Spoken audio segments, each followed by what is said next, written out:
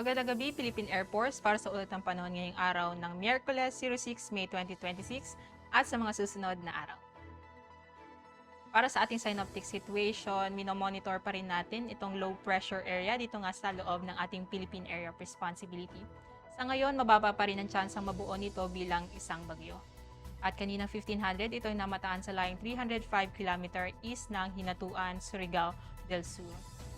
Ang nasabing low pressure area ay magdadala ng maulap na kalangitan na may mga kalat-kalat na pagulan, pagkidlat at pagkulog dito nga sa may Eastern Visayas, Caraga, Davao Region, Bohol, Siquijor, Misamis Oriental, Misamis Occidental at Camiguin.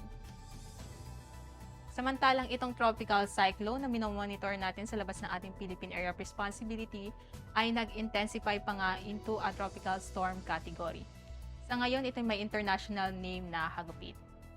Ito ay patuloy na kumikilos westward at inaasahang papasok nga dito sa Philippine Area of Responsibility sa mga susunod na araw.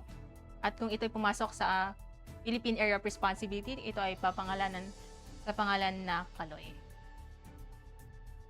Easterlies or mainit na hangin na nagmumula sa dagat Pasipiko ang siya pa rin makakaapekto dito sa Metro Manila at ang natitirang bahagi ng bansa na magdudulot ng mainit at maalinsangang panahon.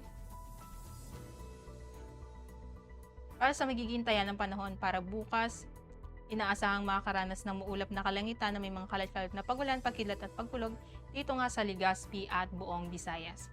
Samantalang ang Metro Manila at ang natitirang bahagi ng Luzon ay makakaranas ng bagyang maulap hanggang sa maulap na kalangitan na may mga pulong-pulong pagulan, pagkidlat o pagkulog.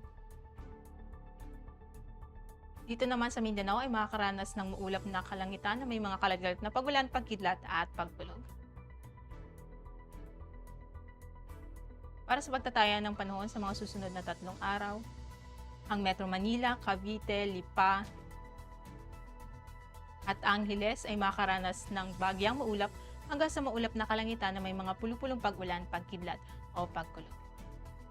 At dito nga sa may Puerto Princesa at Calayan Island, simula araw ng Biyernes hanggang Linggo ay makakaranas naman ng ulap na kalangitan na may mga kalat-kalat na pagulan, pagkidlat at pagkulog.